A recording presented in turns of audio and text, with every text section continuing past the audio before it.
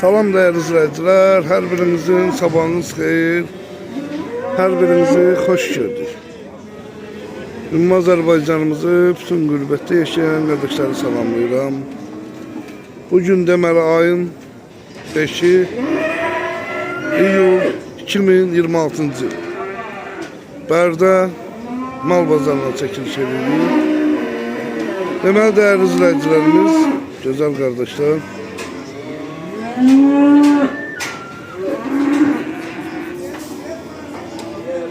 bugünkü videomuza göre ne kadar beğenme gelecek. Bugün sizler için güzel bir video rol hazırlayacağız. Qiymətlərlə də ki, tam yaxından sizləri tanış edin.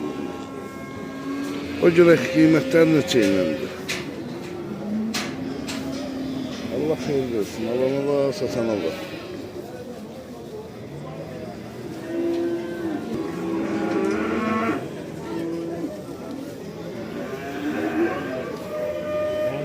Samanı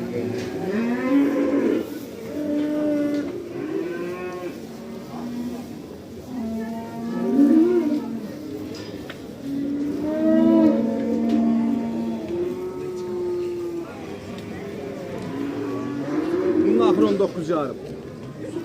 Süper. Dalamız. Ne çıkarsın? Senin umma çıkmayacak. Bu erkeklerin kıymeti neçə geldi? Başa durmaştı. Hayır,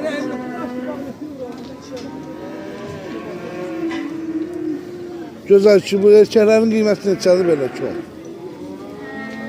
2200'le, 2100'le her cüre kıymeti var onun. 2100, 2200'le.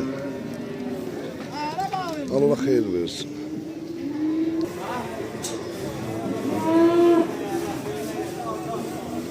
Bu erkeklerin kıymetini neçəylə güzel kişi.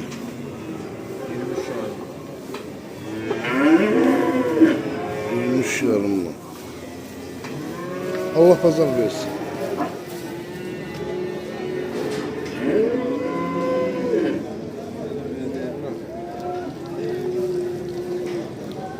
Bu erkeklerin kıymeti pazar olsun. 25 yarım. 2550 ile.